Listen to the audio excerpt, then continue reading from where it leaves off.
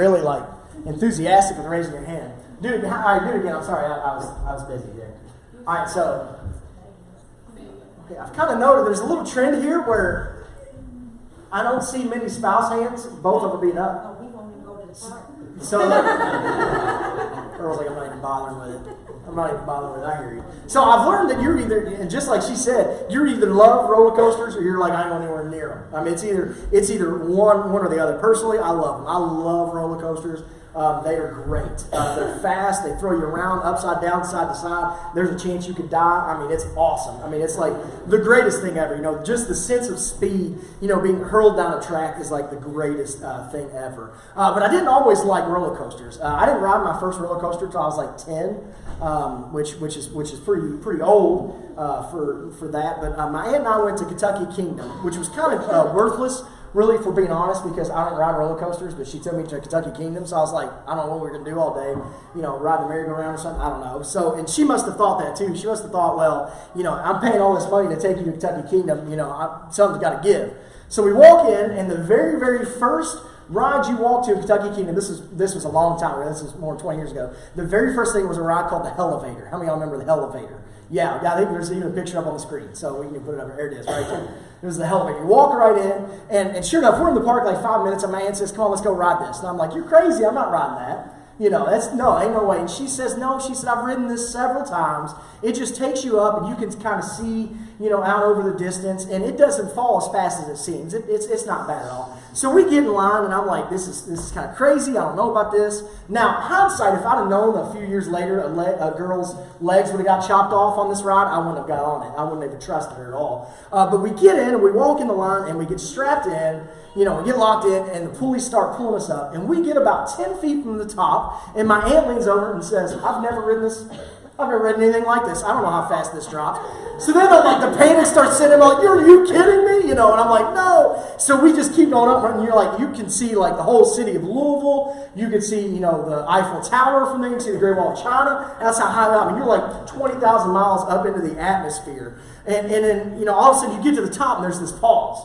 You know, if you've ever ridden it, if it's anything like, there's this pause, and it's just like, how long is this pause? You know, and I'm freaking out. And all of a sudden, it's just like, boom, and you're gone. And it's just a free fall all the way down. It takes you 2 weeks to get to the bottom.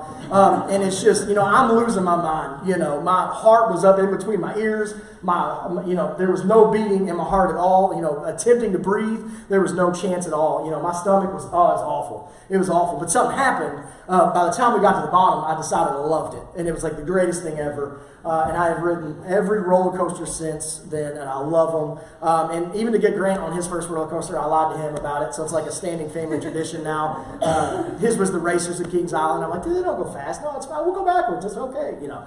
So they're like, but he loved it. So, but anyway, today we are continuing our series in the story. And today we're in chapter 3. Hopefully by now you've read chapter 3 of the story. We're going to be in chapter 3 both today and next week.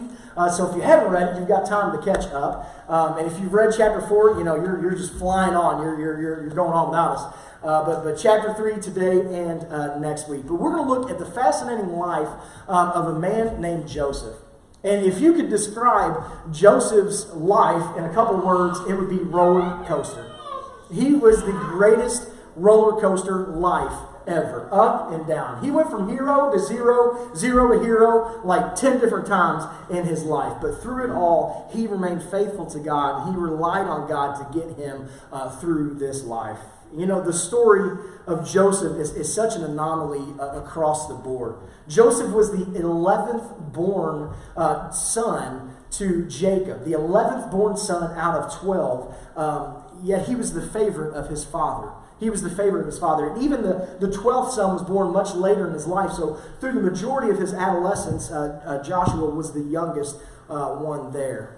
Yet he was the favorite of the father. The other 10 sons were all good, but Joseph was by far his favorite. It wasn't even close. The reason that Joseph was his favorite was because he was the firstborn to Rachel, who was Jacob's true love, the woman that he loved the most. But Jacob had a favorite, and it was Joseph. And now from talking about last week, the last 2 weeks, we should know that Jacob should not have had a favorite. Because Jacob's father Isaac, he had a favorite, and it was Esau, and he tried to unfairly give Esau the birthright and the blessing. So Jacob should have known better, but he didn't. He does have a favorite, and it's Joseph. And he does this very loudly. He doesn't hide the fact that Joseph is his favorite. He shows it very openly, and his brothers do not like that one bit. Look at Genesis 37, and if you have your copy of the story, it's page 26 and 27. It says, "This is the account of Jacob's family line. Joseph, a young man of 17, was tending the flocks with his brothers, the sons of Bilhah and the sons of Zilpah, his father's wives, and he brought their father a bad report about them. Now Israel, who's also named as Jacob, loved Joseph more than any of his other sons, because he had been born to him in his old age, and he made an ornate robe for him. And when his brothers saw that their father loved him more than any of them, they hated him and could not speak a kind word to him." So Jacob made for Joseph this big ornate robe. We don't know exactly what it looked like. More likely it was a very colorful robe, because it wasn't cheap or easy to make colored clothing back in the day, 4,000 years ago. So making this robe for Joseph, Jacob was going to a lot of trouble and a lot of expense to make this just for his one son, his singled out son. And the brothers hated him because of it. Imagine if me and Grant and Asher went shoe shopping, and me and Asher went to Foot Locker, and we got the newest Air Jordans, paying like $300 for a pair of shoes for Asher, and then me and Grant, and I took Grant over to Walmart and got a pair of $7 shoes. Grant would not be too happy with Asher or me in this thing. He would not be happy at all. So Joseph is the second youngest. He should be the least important, the least favorite of his fathers, but it's completely the other way around, and his brothers hate him for it. And on top of all of that, Joseph was a snitch. You can see here it says that he brought a bad report about them back to his father. So we don't know what the brothers were doing out in the field, but Joseph's coming back and bringing a bad report. So they hate him, they spite him, they loathe him. They resent his very existence. They cannot stand him. And then to make it even worse, Joseph has a couple dreams. A couple dreams where he sees they're out in the field with the wheat, and he sees his sheaf of grain stand up, and the rest of them bow down to him. And he tells his brothers, and they're like, "What do you think, we're going to ever bow down to you? You're crazy, you're crazy." So then he has another dream where there's the sun and the moon and all of the stars are bowing down before him. And he tells his family, and they're like, "Are you crazy? We will never bow down to you." The dreams were pretty easy to interpret. His brothers and even his mother and father would bow down to him. That didn't sit well with them, and they began to plot because of who Joseph was. Page 31 and 32. It says, "But they saw him in the distance, and before he even reached them, they plotted to kill him. 'Here comes that dreamer,' they said to each other. 'Come now, let us kill him and throw him into one of the cisterns and say that a ferocious animal devoured him, and then we'll see what comes of his dreams.'" You can hear the venom and the spite in those words, can't you? You can hear this sibling rivalry. If you have siblings, you can understand this. This is not a term of endearment that they're giving to Joseph. They call him the dreamer. They don't even call him the brother, they call him the dreamer. And this is not a good thing. How many of you guys have younger siblings? Yeah, Yeah, see, I'm the baby. I'm going to tell you right now, the babies are always the favorite, right? Right? Kirsten's like, yeah. Of course, shake her head. She's like, no. But the younger ones, the babies are always the favorite because it takes longer for perfection. So by the time they get done, they're perfect. But you can tell my sisters, I said that. But imagine you have younger siblings, and not only are they the parents' favorite, not only do they snitch on you, not only are they being showered with gifts so much greater than you, they come to you and they say that you're going to bow down to them and that they are going to rule over you. That wouldn't sit well at all, would it? That wouldn't sit well at all. You would be like, yeah, I do want to kill this person. I do want to say that an animal tore him apart and just throw him in a cistern. You would hate that sibling and you'd want to kill him. Joseph didn't do himself any favors by flaunting this ornate robe or telling his brothers about this dream. They hated him and they were about to get even with him. They were out in the field. Nobody was going to see him. Nobody was going to witness this crime, and they were just going to kill him and be done with it. Thankfully, there was one brother who had a clear head about him named Reuben. Page 32 says, when Reuben heard this, he tried to rescue him from their hands. "Let's not take his life," they said. "Don't shed any blood. Throw him into the cistern here in the wilderness. Don't lay a hand on him." Reuben said this to rescue him from them and take him back to his father. So when Joseph came to his brothers, they stripped him of his robe, the ornate robe that he was wearing. They took him and threw him into a cistern. The cistern was empty. There was no water in it. So Reuben comes to his brother's side and saves his life. He's like, well, now we can't kill our brother. We can't kill him. Let's not kill him. Let's just throw him down in this cistern. Let's just throw him down in this well that's dry. It'll be all good. And then we'll take his robe back. So he convinces his brothers not to kill him, just to throw him in a well and leave him there. Reuben's whole plan was to come back later and to pick him up, get him out, and then everything was good. So they throw him in this well, and they go on with the day like nothing happened. They go and they sit down to eat lunch. Page 30 says this. As they sat down to eat their meal, they looked up and saw a caravan of Ishmaelites coming from Gilead. Their camels were loaded with spices and balm and myrrh. They were on their way to take them down to Egypt. Judah said to his brother, what will we gain if we kill our brother and cover up his blood? Come, let's sell him to the Ishmaelites and not lay a hand on him. After all, he is our brother, our own flesh and blood. His brothers agreed. When the Midianite merchants came by, the brothers pulled Joseph out of the cistern and sold him for 20 shekels of silver to the Ishmaelites, who took him to Egypt. This wasn't a part of Reuben's plan. He's like, he's going back to save his brother, and now all of a sudden he's gone out of the well. But here's Joseph. Here's Joseph, the favorite son of a super wealthy man. Super wealthy man. He's the favorite son. He has a place, a position of favor. And now here he is on this caravan as a slave, walking the hundreds of miles down to Egypt to be sold as a slave. The once chosen man, this young 17-year-old man, now to be a slave. Now, if we pause this story right here and we look at this just right now, we can say, man, it would be so much better. It would have been so much better if his brothers would have just killed him. It would have been so much better for Joseph to be dead than to be going to Egypt as a slave. It would have been better if they had just stabbed him, killed him on the spot, and been done with it. I mean, they only got $400 for him, round about. Today's money, around $400 they would have got for him. About $40 a piece they got for their brother. Obviously, it wasn't a financially motivated sale. They had to get him out of the way without having his blood on their hands. This was their way to get rid of that snot-nosed, dreaming, run and tell dad better than us punk of a little brother.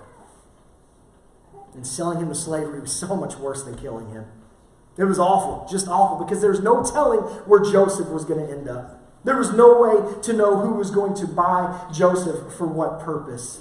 A slave's life at that time, and let's be honest, any time in history, was not a good one. They would have been beaten and driven and worked hard, and eventually they would have died a slave. There was no promise or future or any hope for a slave going to Egypt. There was no promise. There was no happy ending. So Joseph was going to Egypt as a slave. It was a bad thing. A miserable, horrible, awful turn of events for this young man. From favorite son to slave. But God was still in control of Joseph's life. Page 31. Now Joseph had been taken down to Egypt. Potiphar, an Egyptian who was one of Pharaoh's officials, the captain of the guard, bought him from the Ishmaelites who had taken him there. The Lord was with Joseph so that he prospered, and he lived in the house of the Egyptian master. And when the master saw that the Lord was with him, the Lord gave him success in everything he did, Joseph found favor in his eyes and became his attendant. Potiphar put him in charge of his entire household and entrusted to his care everything that he owned. So Joseph hits the slave lottery here when he gets down to Egypt. The slave lottery, if there would be one. Obviously, God is in control, putting Joseph exactly where he needs to be so that he can grow and get prepared for his next call and his next mission. But while he's working with Potiphar, he is promoted, and eventually he is the number one guy in Potiphar's house other than him. He's the manager of all of Potiphar's affairs. He is the man. So even though he's sold into slavery and hundreds of miles away from his family and not free, it could definitely be worse. It could definitely be worse. He at least has power and authority and has favor with this man who has good standing in Egypt. Life is bad, but it could definitely be worse. But in true Joseph fashion, in true roller coaster fashion, life will plummet again for Joseph. You see, Potiphar's wife wanted Joseph and wanted him bad. Apparently, he was a good-looking dude, and she asked him daily to come and be with her. Daily, Joseph denies her and says, no, Potiphar's put me over everything in this house. He's made me the master over everything except for you, and he can't do that to his thing. He could have easily given in to the fleshly desires and went with Potiphar's wife. But he was morally upstanding and did not. He knows that it's wrong. He respects his master way too much to do that. He refuses and refuses and refuses until one day the wife has waited enough and she grabs him by the cloak and rips it off. And this causes Joseph to flee and run away from her. Potiphar's wife has now had enough and she's going to ruin this slave. Page 32. Then she told the story. That Hebrew slave you brought came to make sport of me. But as soon as I screamed for help, he left his cloak beside me and ran out of the house. When the master heard the story from his wife and told him, saying, "This is how your slave treated me," he burned with anger. Joseph's master took him, put him in prison, the place where king's prisoners were confined. So now Joseph's in prison. Now Joseph is thrown in prison for not making it with the wife of his master. He's thrown in prison for doing the right thing. He's thrown in prison for being morally upstanding. Joseph, yeah, he was a slave, but he was at least the head slave in this good house. But now he's in prison. And not just any prison. It's not like he's just in any prison. He is in the king's prison. He's in Pharaoh's prison, where all of the political prisoners are. He's in there with traitors and spies and all of the worst and most hated people throughout all of Egypt. Another roller coaster dip in the life of Joseph. But the roller coaster is just now getting revved up. If you look at Genesis 39, page 32. But while Joseph was there in the prison, the Lord was with him. He showed him kindness and granted him favor in the eyes of the prison warden. So the warden put Joseph in charge of all of those held in the prison, and he was made responsible for all that was done there. The warden paid no attention to anything under Joseph's care because the Lord was with Joseph and gave him success in anything that he did. So now Joseph is in charge of the prison. This is kind of like we're starting to see a trend here. He must have been a very good leader and a very good manager to be seen to be promoted like this. A real good person for people in authority to realize that he had the talent and he was good enough and fair enough to lead in these places. Obviously, God was the one doing the elevating, and God was there with him, putting him in these places. He was with Joseph through this entire roller coaster of events that made up the early part of his life. And unfortunately, the roller coaster is not over. While Joseph's in prison, he meets these two guys. He becomes good friends with these two guys. One was the former cupbearer of Pharaoh, and one was the former baker of Pharaoh. But both of them are now in prison. It doesn't tell us what they did. They got on the wrong side of Pharaoh, and now here they are in prison. Then one night, both of these guys have a dream. The cupbearer has a dream about a vine with 3 branches, and he takes down the grapes and squeezes them into a cup and hands them to Pharaoh, and Pharaoh drinks it. He tells Joseph about it, and Joseph said, well, that dream is a simple one to interpret. In 3 days, Pharaoh will lift you out, and you will be returned to your station. The baker, who also had a dream, came to Joseph, and he told him about 3 baskets of bread sitting on his head, and how the birds of the air would come and eat the bread out of the basket. Joseph says, well, that's also an easy dream to interpret. In 3 days, Pharaoh is going to take your life away from you. He will have your head, and the birds of the air will eat you. So sure enough, in 3 days, the cupbearer is restored, and the baker is taken out and killed. Before he leaves, Joseph tells the cupbearer to remember him when he gets to Pharaoh. But that's not how Joseph's luck works.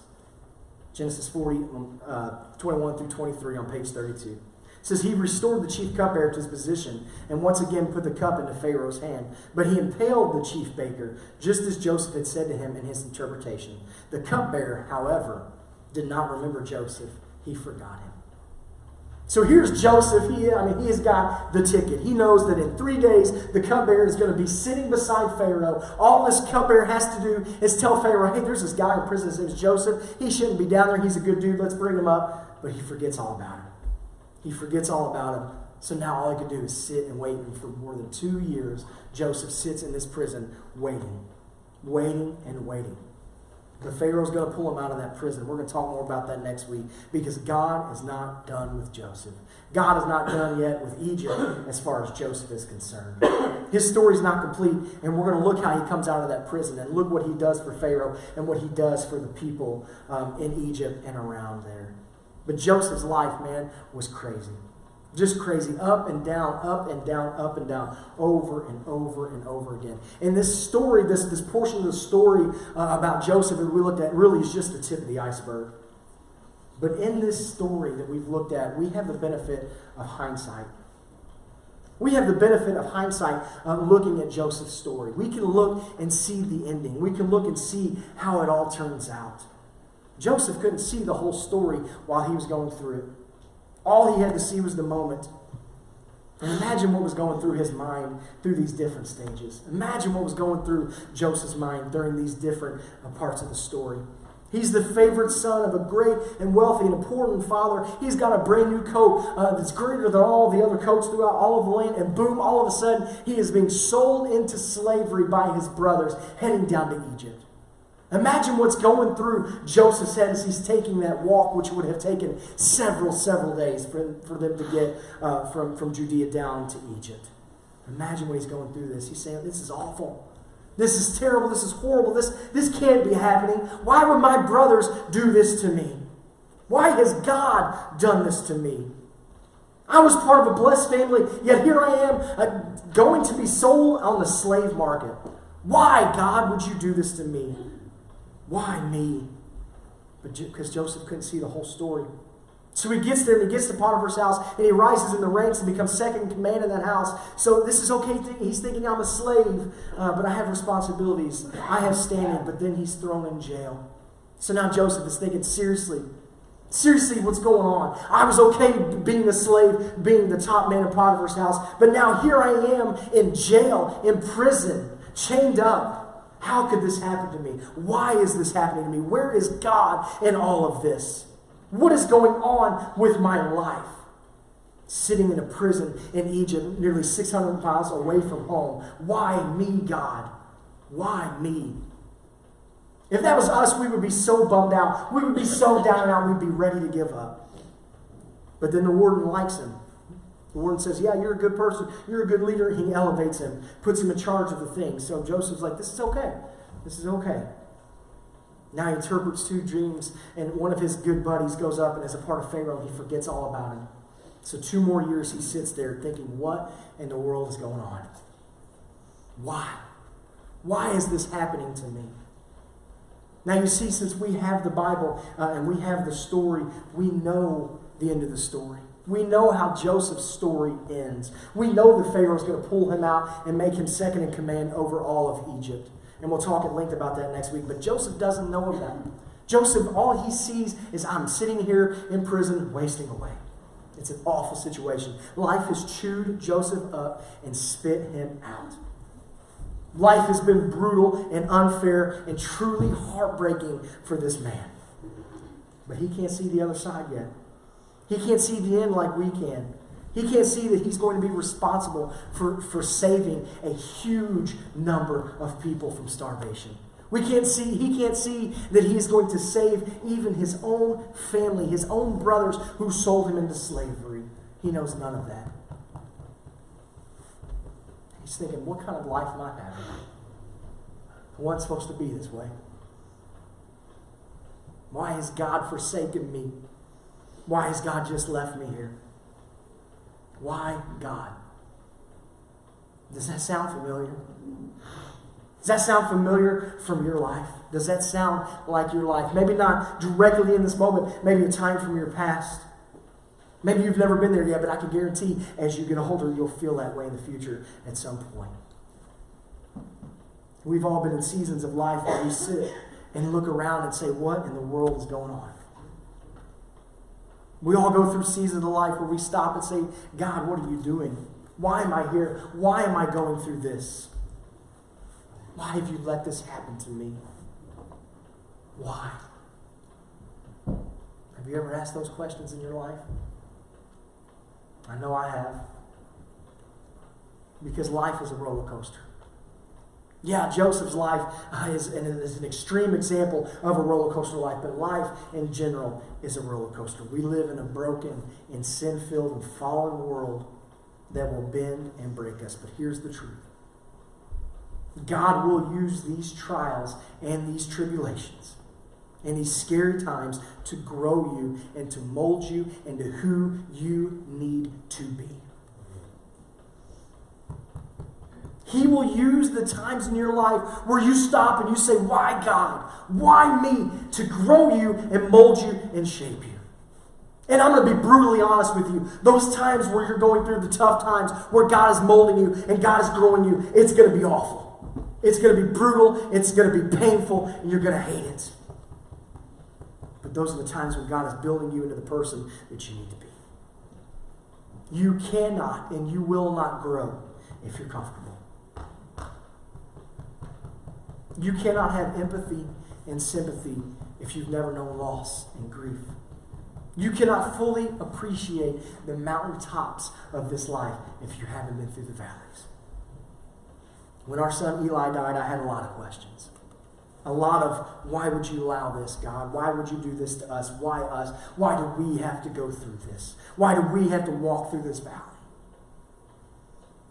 But now I look back 8 years later, and I can see that through that, God was growing us and molding us and making us who He needed us to be. If I could go back and change it, I would do it in a heartbeat.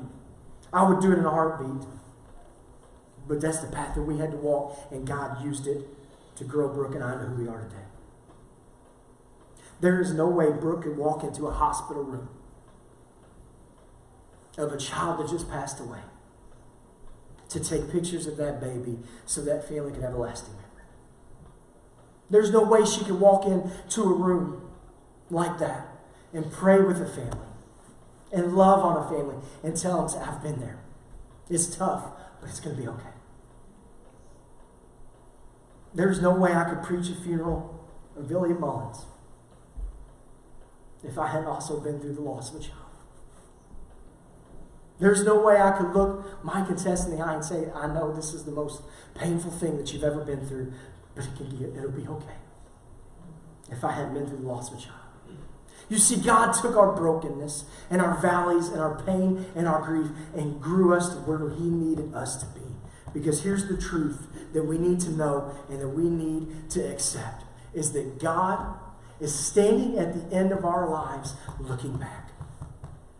God knows how our story ends. God knows where we need to be, and He will grow us. We may not be able to see the end of our life, but to God it's a distant memory. Ephesians 2:10 says this, for we are His workmanship, created in Christ Jesus for good works, which God prepared for us beforehand, that we should walk in them. We are God's workmanship. We are His masterpiece. God will chisel you into what He needs you to look like. It won't be fun. It won't be fun at all. It won't be painless. But if you allow God to chisel you into that masterpiece, you will be in a position to give Him great glory and honor. So when you stop and you look at yourself in the mirror, what do you see? You see yourself. And if you look in the mirror and you see you, then God still needs some work to do. Because we should look in that mirror and see God. So that when people see you and they see your life and they see your love and they see your worship and they see your service, all they see is God. You know, Joseph went through the ringer of life, up and down, up and down, up and down. Yet through all of these experiences, God grew him and made him into exactly what He needed him to be, to fulfill the promise and the call that God had given him. And just like in Joseph's life, God will grow you and mold you into what He needs you to be. But we have to let Him. Because it's really easy when God stands there with the chisel for us to say, no, God, I like the way I am. I don't need that. Or no, God, it's too hard. I don't want you to do that. Or when we go through those valleys, we become angry with God and we say, get off of me. I don't want you to do this. We push God away and turn our back on Him. And in those moments, we never grow. And we never fulfill the purpose that He has for us. You see, it's our goal in this life to know God and make Him known. And we do that by becoming more and more like Jesus. We got to allow God to work in us both in the mountaintops and the valleys. So if you're here this morning and you've never let God mold you into what you need to be, I would love to talk to you after church. Because you have a mission, you have a calling that He is calling you to, and He wants to get you into the place where you're ready to do that. If you're here and you've never grown in your faith, and you're in the same place that you've been forever, then come talk to me after church. Let's get you growing. If you're here this morning and you've never met Jesus, you've never been baptized, grab me after service and let's talk about Jesus.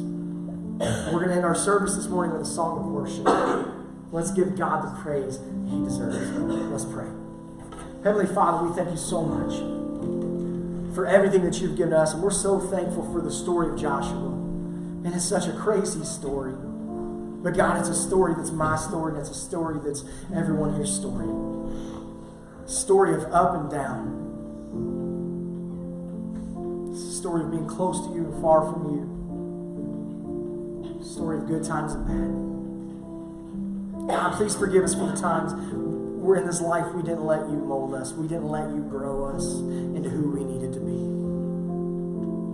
Forgive us for that and convict us right now, so that we can say to you, please God, come in.